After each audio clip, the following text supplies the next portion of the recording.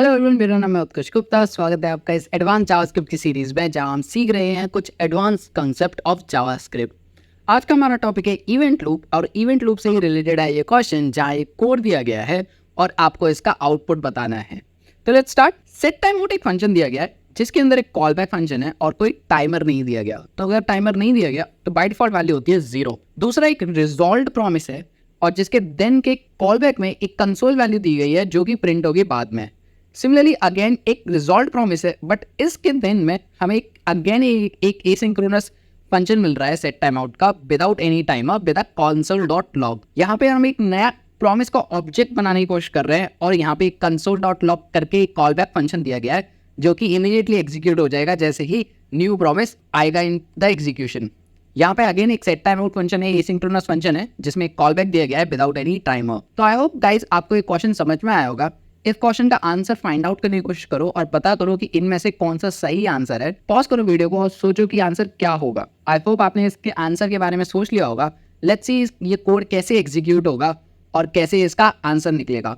तो इस कोड का execution is basically asynchronous JavaScript के कंसेप्ट पे बेसिस है। तो एसिंक्रोनस जावास्क्रिप्ट ब्राउजर में एग्जीक्यूट कैसे होती है, पहले आओ उसे समझ लेते हैं। तो जावास्क्रिप्ट का कोई भी कोड इसी मैकेनिज्म से गो थ्रू करता है जिसको बोलते हैं इवेंट लूप।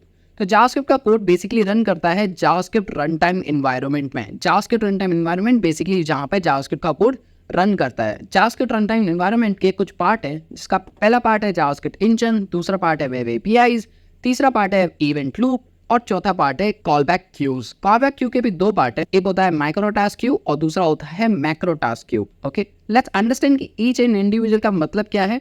जावास्क्रिप्ट इंजन में गाइस जहाँ पे आपका कोड एक्चुअली एग्जीक्यूट होता है उसको बोलते हैं कॉल स्टैक, और जहाँ पे आपके ऑब्जेक्ट स्टोर होते हैं, जहाँ पे आपके फंक्शन स्टोर होते हैं, basically non primitive value store होती हैं, उनको बोलते हैं memory heap. So basically it's kind of memory जो आपकी वैल्यूज को स्टोर करती है।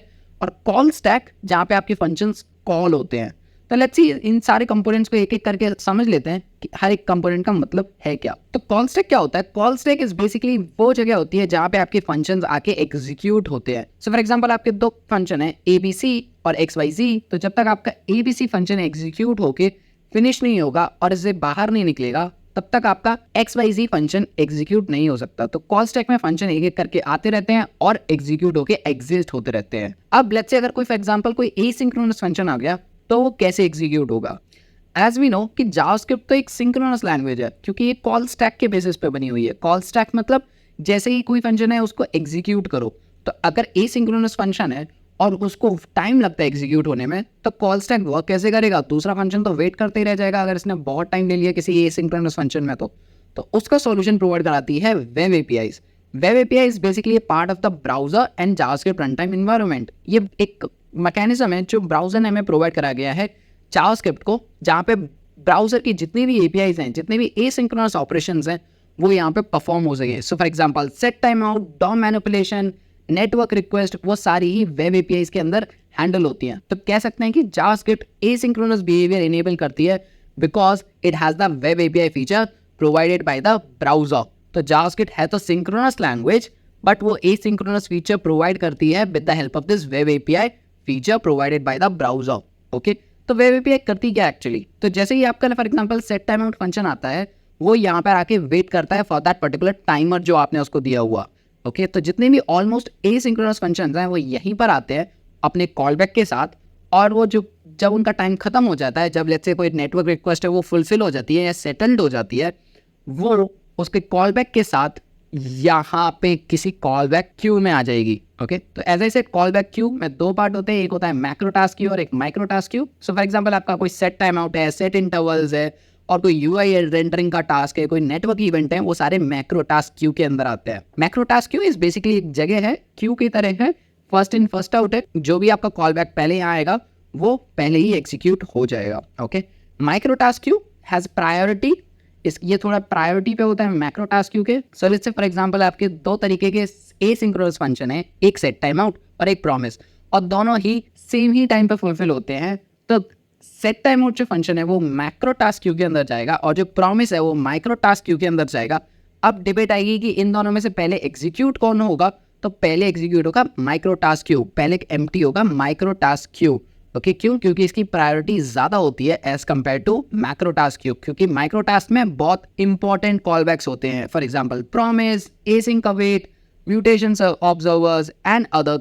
सो माइक्रो टास्क क्यू बहुत इंपॉर्टेंट है as compare to macro task queue. अब आगे बढ़ते हैं और समझते हैं कि इवेंट लूप होता क्या है। इवेंट लूप क्या होता है? It's basically a mechanism of JavaScript जो बस चेक करता रहता है कि जैसे ही कॉल स्टैक एम्प्टी हुआ है, हमें अपना माइक्रो टास्क क्यू खाली कर देता हूँ, और जैसे ही माइक्रो टास्क क्यू खाली हो गया, मैं मैक्रो टास्क खाली कर देता हूँ। तो इसका यही काम है, टू कीप द चेक कि जैसे ही कॉल स्टैक में सारे फंक्शन एग्जीक्यूट हो गए हैं, कॉल स्टैक एम्प्टी हो चुका है, तो अब मैं माइक्रो टास्क क्यू एम्प्टी कर देता हूँ, उसके सारे कॉल बैक्स एक एक करके मैं कॉल स्टैक में दोबारा डाल देता हूँ, और जैसे ही कॉल स्टैक फिर से खाली हो गया, वो मैक्रो टास्क क्यूज में आएगा और चेक करेगा क्या इसमें कोई कॉल बैक पेंडिंग है। तो जैसे ही इसमें कोई भी कॉल बैक पेंडिंग होगा, वो वापस उठा के अपने कॉल स्टैक के अंदर पुश कर देगा, और कॉल स्टैक में फिर सारे फंक्शंस एग्जीक्यूट हो जाएंगे one by one. So that's the entire process of the event loop guys. I hope आपको हर एक कंपोनेंट का मतलब समझ में आया होगा और हर एक कंपोनेंट का पर्पस समझ में आया होगा। तो एक ओवरव्यू ले लेते हैं कि एक्चुअली इवेंट लूप के अंदर जावास्क्रिप्ट रन टाइम एनवायरनमेंट के अंदर हर चीज़ का क्या मतलब होता है। तो यू कैन सी ये पूरा जावास्क्रिप्ट रन टाइम एनवायरनमेंट है, जिसमें हीप होता है जहाँ पे आपके स्टोर होते हैं ऑब्जेक्ट्स एंड वेरिएबल्स, आपका कॉल स्टैक होता है जहाँ पे आपके फंक्शंस एक एक करके एग्जीक्यूट होते हैं, all the functions that are pushed to call stack one by one in the LIFO mode. LIFO mode मतलब लास्ट इन फर्स्ट आउट, जो लास्ट आया है। सो लेट्स से अगर नेस्टेड फंक्शन है, तो नेस्टेड फंक्शन में जो सबसे पहले फंक्शन एग्जीक्यूट होगा, उसके अंदर जो फंक्शन हुआ होगा, तो पहले उस अंदर वाले फंक्शन को कंप्लीट होना पड़ेगा, तभी पेरेंट वाला फंक्शन एग्जीक्यूट होगा। सो इन द लीफो ऑर्डर सारे ही फंक्शन कॉल स्टैक में एग्जीक्यूट होते हैं। अगर इनके बीच में कोई एसिंक्रोनस मेथड आ गया, वो क्या करेगा? वो जाएगा वेब एपीआईज के पास, बिकॉज जावास्क्रिप्ट वेट नहीं करता, वो जस्ट एग्जीक्यूट करता रहता है, because it's a synchronous language. Now अब आपका एसिंक्रोनस मेथड वेब एपीआईज के पास है। फॉर एग्जांपल लेट्स से कोई टाइमर है, ओके, या कोई एजेक्स रिक्वेस्ट है, मतलब कोई नेटवर्क रिक्वेस्ट है, या कोई डॉम इवेंट है, उनको कुछ टाइम लगेगा राइट एग्जीक्यूट होने में, बिकॉज वो एसिंक्रोनस है।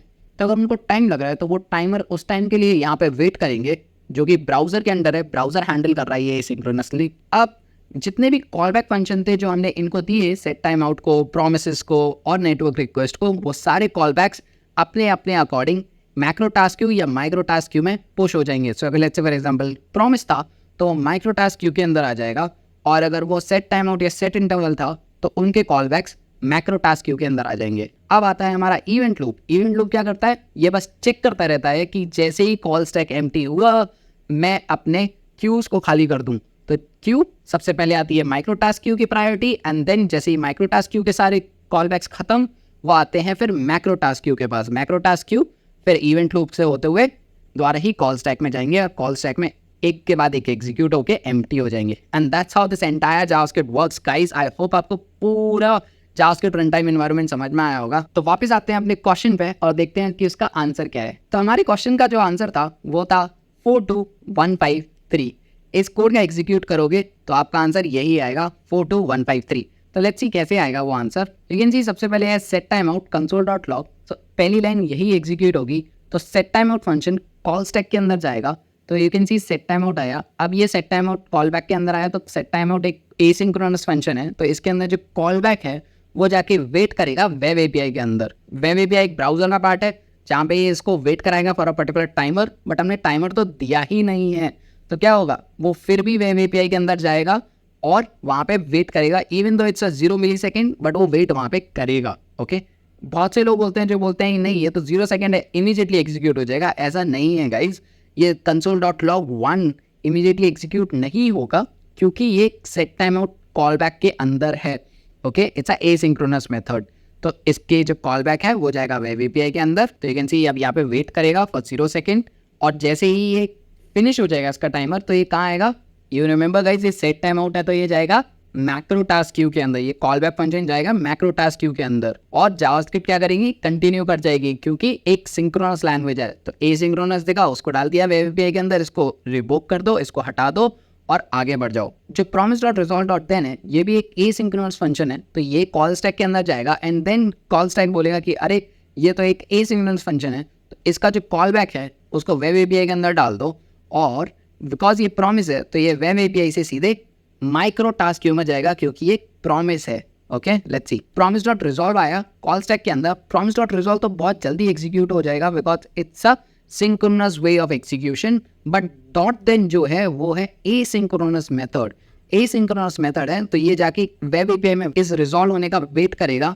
यू गाइस कैन सी जो प्रॉमिस डॉट देन है इसका फंक्शन हमारा माइक्रो टास्क क्यू के अंदर आ चुका है। अब आगे बढ़ते हैं, प्रॉमिस डॉट रिजॉल्व है, इसके अंदर भी सेम ही चीज़ है, promise dot resolve dot then. तो ये कोड भी डायरेक्टली हमारा माइक्रो टास्क क्यू के अंदर जाएगा। तो कैन सी पूरा ही कॉल बैक फंक्शन हमारा माइक्रो टास्क क्यू के अंदर आ चुका है। हमें मतलब नहीं है कि इस कोड के अंदर क्या लिखा हुआ है, हमें बस ये मतलब है कि अच्छा एक कॉल बैक फंक्शन है और ये प्रॉमिस से आ रहा है तो इसको माइक्रो टास्क क्यू के अंदर डाल दो। जब इस कॉल बैक को एग्जीक्यूट करेंगे तब हमें पता चलेगा कि अच्छा इसके अंदर तो सेट टाइम आउट है, इस सेट टाइम आउट के कॉल बैक को हमें मैक्रो टास्क क्यू के अंदर डालना था। तो बट अभी हमारे पास एक प्रॉमिस डॉट रिजॉल्व का देन है तो इसको हमने डाल दिया माइक्रो टास्क क्यू के अंदर। अब हमारे पास एक प्रॉमिस का ऑब्जेक्ट है जिसके अंदर एक कॉल बैक फंक्शन दिया गया है। तो ये पूरा एक सिंक्रोनस वे में ही बिहेव करता है। व्हेन यू से कि प्रॉमिस के अंदर जो कॉल बैक है इसको आप एग्जीक्यूट करोगे तो ये साइमल्टेनियसली ही एग्जीक्यूट हो जाएगा।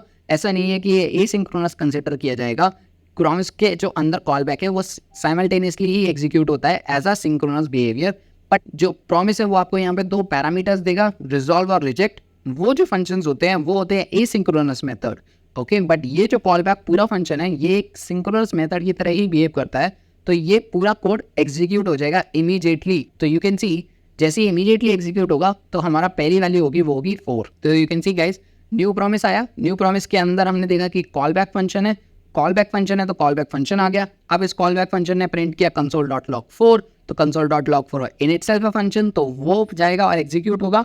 अब यहाँ से एग्जीक्यूशन होगा कॉल स्टैक का 1 by 1। तो कॉल कंसोल डॉट लॉग 4 तो हमारे कंसोल में 4 प्रिंट हो गया। अब ये फंक्शन रिमूव हो जाएगा, फिर ये कॉल बैक भी रिमूव हो जाएगा और ये प्रॉमिस भी रिमूव हो जाएगा 1 by 1। अब you guys can see set time out है और कंसोल डॉट लॉग 5 है। तो सेट टाइम आउट तो एसिंक्रोनस फंक्शन है ही है जैसा कि हमें पता है। सो सेट टाइम आउट हमारे कॉल स्टैक में आएगा, ये रिकॉग्नाइज्ड होगा कि अच्छा ये तो एक एसिंक्रोनस मेथड है तो इसका जो कॉल बैक है इसको डाल दो वेब एपीआई के अंदर। तो ये गया वेब एपीआई के अंदर। अब जो वेब एपीआई है ये इसको टाइमर के लिए वेट कराएगी, बट इसको तो टाइमर ही नहीं दिया तो इसको डायरेक्टली ही मैक्रो टास्क क्यू के अंदर डाल दो। तो यू कैन सी गाइस मेरे को मैक्रो टास्क क्यू के अंदर मेरा फंक्शन आ चुका है।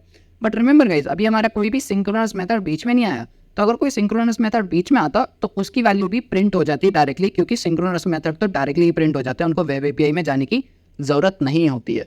ओके, तो अब इवेंट लूप का काम क्या है? इवेंट लूप ने देखा कि अरे कॉल स्टैक तो एम्प्टी हो चुका है, कॉल स्टैक एम्प्टी हो चुका है, तो चलो माइक्रो टास्क चेक करते हैं। माइक्रो टास्क क्यू में अभी कॉल बैक प्रेजेंट है तो उनको एग्जीक्यूट करेंगे 1 by 1। तो पहला जो कॉल स्टैक के अंदर जो क्यू के अंदर से फंक्शन निकला वो था हमारा कंसोल डॉट लॉग 2। तो कंसोल डॉट लॉग 2 फंक्शन है तो ये इसके ऊपर आ जाएगा और प्रिंट होगी वैल्यू 2। तो कैन सी गाइस 2 प्रिंट हो चुका है। जो सेकंड कॉल बैक फंक्शन था हमारे माइक्रो टास्क क्यू के अंदर वो इवेंट लूप ने पहुंचा दिया कॉल स्टैक के अंदर। अब कॉल स्टैक देख रहा है कि अच्छा इसको एग्जीक्यूट करते हैं। अब ये करेगा सेट टाइम आउट को एग्जीक्यूट, तो set time out call stack के ऊपर आ जाएगा और वो रिकॉग्नाइज करेगा अरे सेट टाइम आउट तो वेब एपीआई है, तो वेब एपीआई है तो इसको भेज दो वेब एपीआई के अंदर जो भी इसका कॉल बैक होगा। अब सेट टाइम आउट का जो कॉल बैक है वो वेब एपीआई के अंदर आ चुका है। तो अब सेट टाइम आउट का जो कॉल बैक है वो वेब एपीआई के अंदर आ चुका है। इसको कोई टाइमर भी नहीं दिया, तो टाइमर भी नहीं दिया तो इसको टाइम लगेगा ही नहीं वेट करने के लिए। तो ये सीधे कहाँ जाएगा?